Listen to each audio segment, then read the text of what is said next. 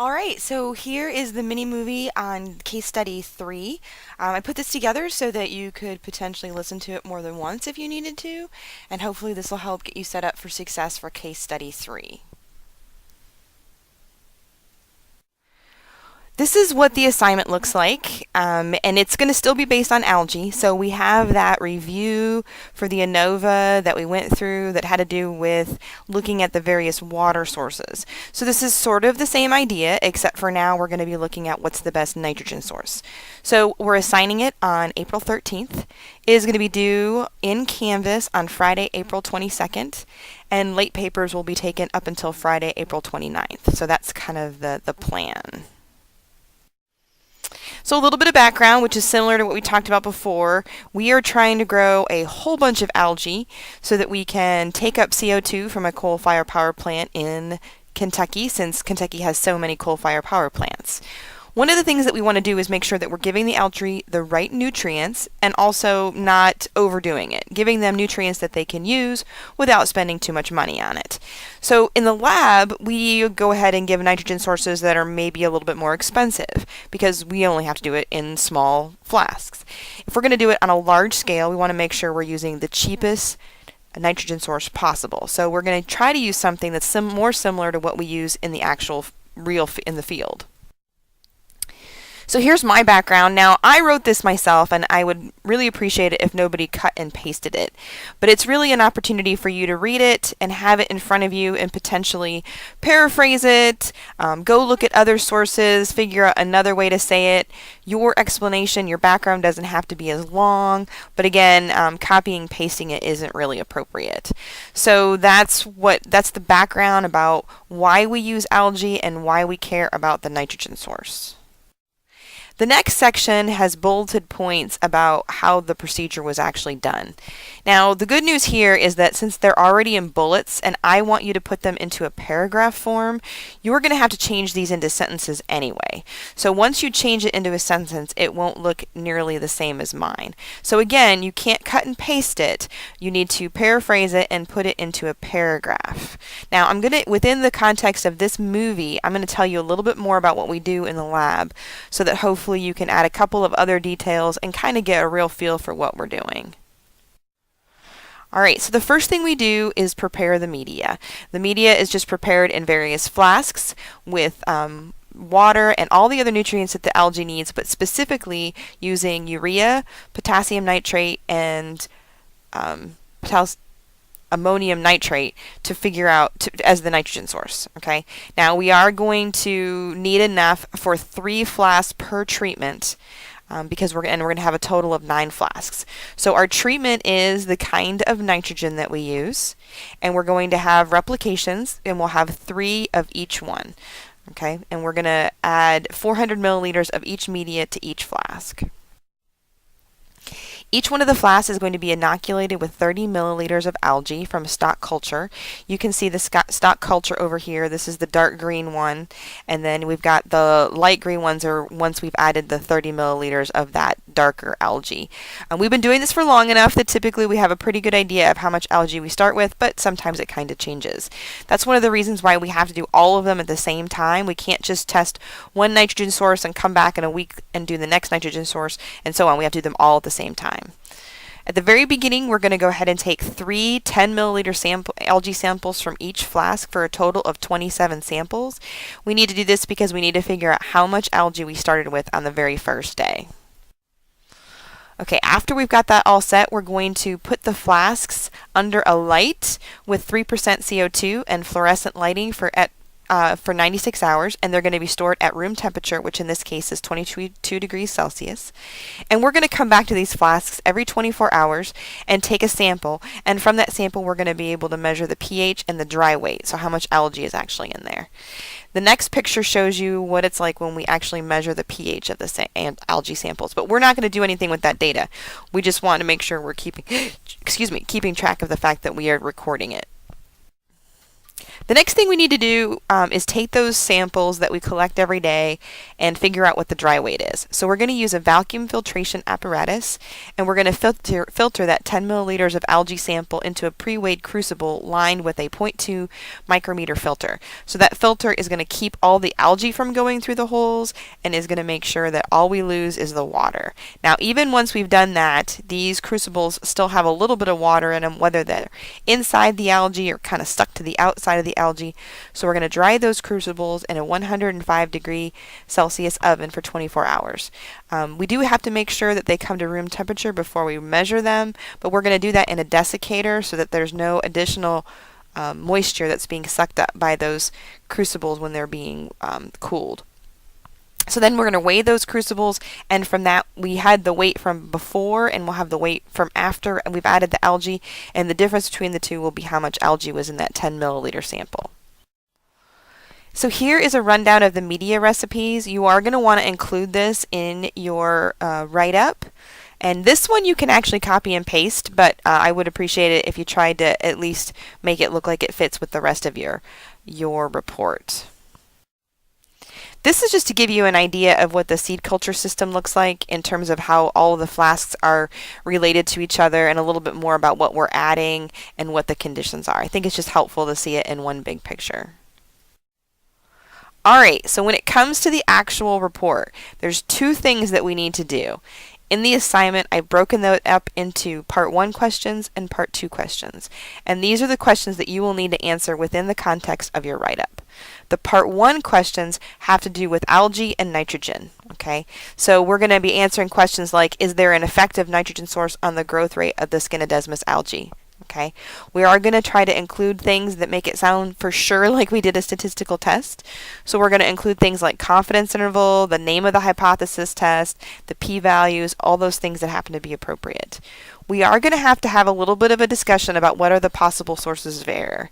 And you're obviously welcome to talk about this with some of your classmates, and we can even possibly talk about it in class if you have any questions. But I want you to kind of go back and look at the slides where I was showing you how the experiment came together, and try to think of ways that you might see that we could come up with an error. One thing we want to do is definitely make sure that we don't have any confounding. So do we have confounding in the experiment? Does it look like there's some there? What did we do to prevent confounding? We definitely also want to include information about what's the experimental unit, what's the response variable, what's the explanatory variable, and what are the control variables. So we just want to make sure we use all of those terms and are very clear about each one of those, how they relate to our particular experiment. Now, the Part 2 questions are not going to be specifically about algae or nitrogen. They're going to be a little bit more about general statistics, okay? And I'm going to ask you to explain the sense in which an important source of uncertainty in many everyday decisions is addressed by statistical science. That's Part 1. That's the first one. And the next one is appraise the efficacy of statistical arguments that are reported for general consumption. And I'm going to talk about these both in a little bit more detail in a second. But this is taken straight from your assignment, so you have this in front of you, and we just have to remember to answer both of these questions. Alright, so in Part 1, what we need to do is demonstrate how fundamental elements of statistical knowledge are applied to solve real-world problems. The real-world problem that we have now is the algae-nitrogen question. And the next 4 questions that you see on this page are taken directly from the assignment. So you can see how these two things go together. In Part 1, we're demonstrating how fundamental elements of statistical knowledge are applied to solve real-world problems. Okay, so how are we going to solve this real-world problem? Well, I've gone ahead and broken it down into what you need to do. So it's very simple, and I've told you exactly what analysis you need to do. And it's broken up into 5 parts. A, you need to graph the growth curve for each media with standard error bars. This is going to take advantage of your knowledge or the things that you learned in Chapter 2 and Chapter 6. Okay, because we're going to talk about standard error bars in Chapter 6, and in Chapter 2 we talked about plotting. So that's Part A. And I'll talk about each one of these in a little bit more detail next. Next, I want you to calculate the growth rate for each media. Now, this is going to be based on a linear regression, so you're going to get to use your skills from Chapter 11. Finally, I also want you, not finally, we got some more to do. I do want you to plot the growth rate for each media, so again, we're using skills from Chapter 2 and Chapter 6. And then I want you to perform an analysis of variance. This is going to be similar to what we did in chapter 12. In this particular case, we only have one treatment, so you're doing a one-way ANOVA, which is what we studied in chapter 12. Then, because I want you to get more information than just what's given in the ANOVA, I want you to do a pairwise t-test. And those are what we did in chapter 7. So you can kind of look at this slide and really appreciate that we're going to use a lot of the skills that we learned in BAE 202. Alright, so let's talk about the various tasks that go along with the first thing, the subtasks. So we want to graph the growth curves for each media with standard error bars. So what I have done is rearrange the data like this. Okay, when you go in and look at the data, you'll see over on the other side, you'll see all the way that we actually entered it in as we were doing the experiment. And then we rearranged it so that we had all of the urea in the top, and then the next treatment, and then finally the combo at the bottom, and then the time going across here. And each one of these is a dry weight, and each one of these will be a replication, and they should be the same, but of course they're not because there's some error. Although we tried to make it so that everything was the same. And then from there I went ahead and calculated the averages, and then I calculated the standard error. And I want you to go into Excel and take a look at how I did that, but I did it for you so you don't have to get too bogged down in trying to get that taken care of. So what you need to do is plot these averages and then make sure that you get the error bars on there. The next set of tasks has to do with calculating the growth rate for each media. Now, using the same data that I just showed you for the last task, I calculated the slope. I used Excel to calculate the slope for me, and then I put them in here in the growth rate, and so you can see that, and if you click around in Excel you can see how I did that. And then I took the average of the growth rates, and then I took the standard error. Now, it's tempting to take the averages earlier in this process, but then you can't get the standard error. So you definitely want to carry everything through as far as you can and then take the average, because then you can take the standard deviation. And what you need to do is plot the average growth rate for each of the media, and then make sure that it has error bars and that everything is labeled. Alright, so for the next task, we have the data organized again, a little bit simpler. Now I've got it in columns. This is going to make it easier to do the ANOVA. So you get to run the ANOVA and then report the results. Finally, we have the pairwise t-test, and what I've done, we're using that same kind of data organized the same way as we did for the last one, but now we're going to do a pairwise t-test. Down here we've got it compared, and so what we usually do is just put the treatments in a column and the treatment in a row, and then where they are, you get one and one versus another one, then you'll have that p-value. So there's a t-test inside of here. So when you get into Excel, take a look at that t-test so you can see what we did there. And your job is to go ahead and talk about the results. Alright, so now that we've talked about the tasks that you have to do and what your output will look like from Excel, let's talk a little bit more about what the report's going to look like.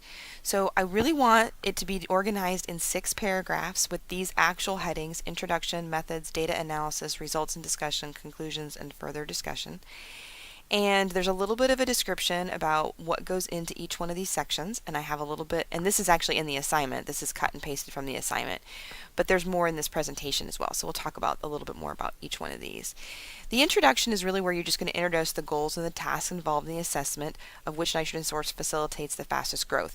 And this is where if you have a little bit of background and you read a little bit up on what we're doing, it'll make it a little bit easier to read. And then the methods, we're going to talk about the statistical methods as well. The experimental procedure and the experimental design. And then finally in the data analysis section, you're really going to talk more about what the ANOVA looks like, what kind of hypothesis test you're going to perform, and so on. You don't need to assume that the reader has no idea what a hypothesis test is. You don't need to include all 4 steps. That was a homework thing. That's not a report thing. But you definitely want to use the correct terminology. In the results and discussion section, you want to summarize the results from your Excel spreadsheet. It is very tempting to go ahead and just cut and paste your tables and your figures from Excel, but you actually really need a paragraph to go with it. You need a paragraph that explains what's happening in those tables and those figures. And don't forget to use captions for both your tables and your figures. Let's see. Oh, this is the other thing you want to make sure is that you answer all of the questions that are in part 1. So even if you feel like you've answered it in another section, it really needs to be in the results and discussion. The conclusions is just going to be a summary of your findings. And then finally, the further discussion, these are really the answers to the part 2 questions. So it's beyond the algae and the nitrogen. It's like a different discussion.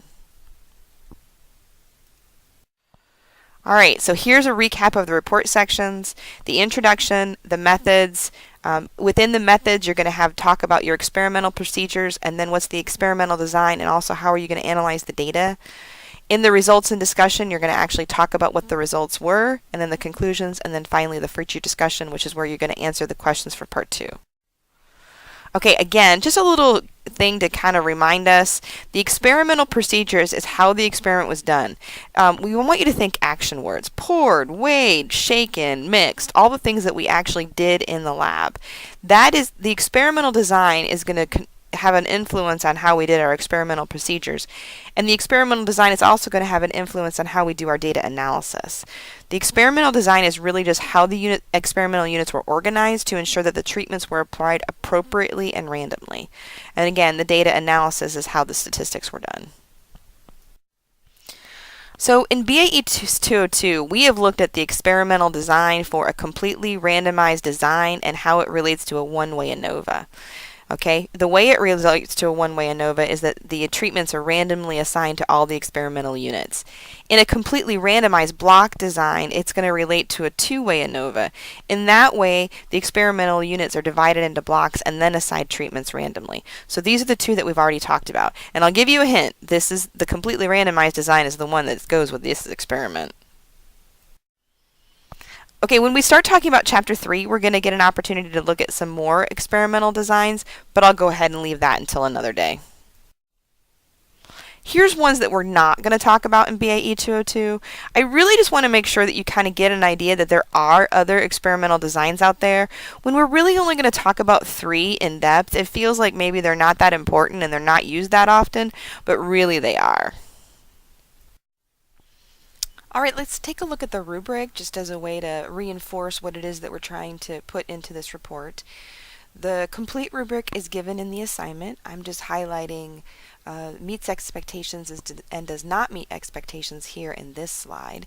But you will see that there are 3 categories in the rubric. The first category is covered by Part 1, which is the part we've already talked about. And the second and third category is covered in Part 2, which we're going to talk about in a second.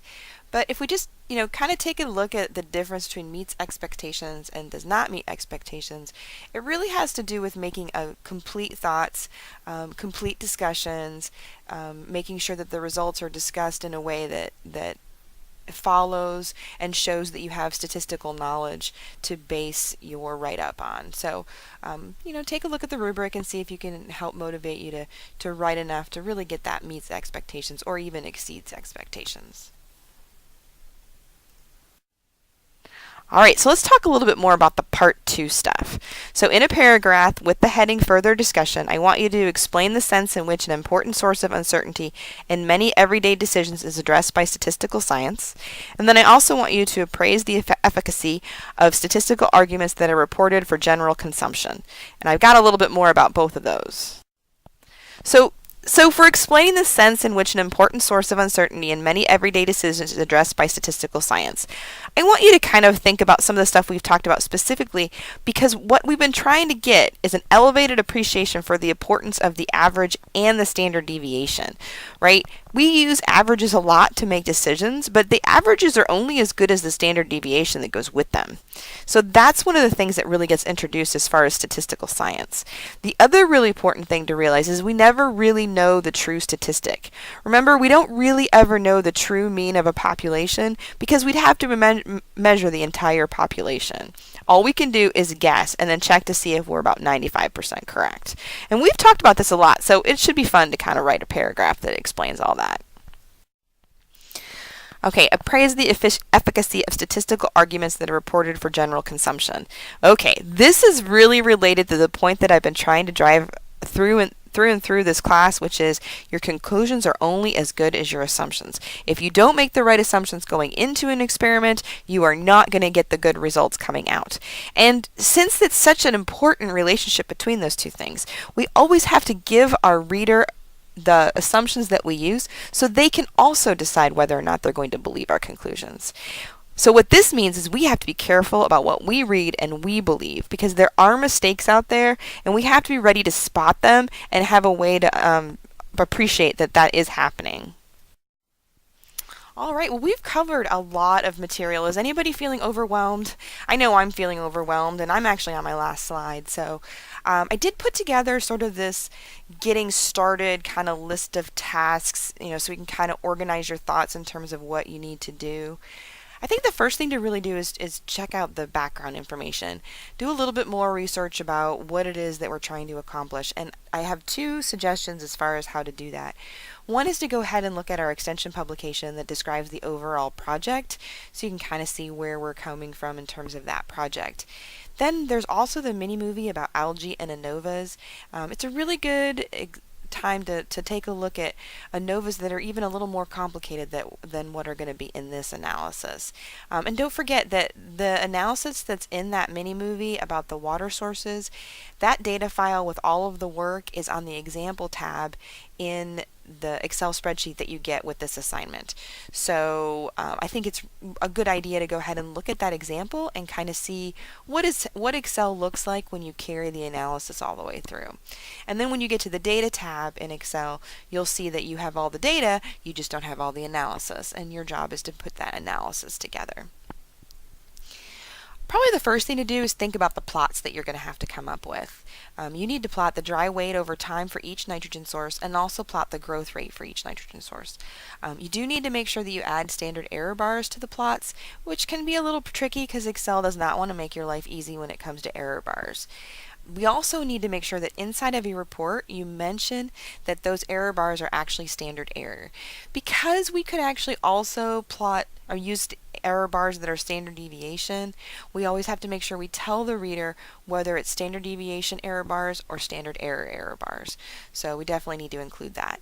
And also, since it's an average, it's really important to make sure you tell the reader what the n is. Remember, the standard error is going to be really different depending on what the n is. In this case, we have an n of 3, and it's important to tell the reader that, because it would be very different if we had those kinds of error bars when we had an error of a number of observations of like 10 or 15 or 20. So we really have to make sure we include that information too. Once you get done with all the plotting, then you can start working on things like your ANOVA and your pairwise t-test. And once you get everything done in Excel and you have it all organized so that it prints nicely, and then you can start bringing stuff out of Excel and putting it into Word and writing up your report.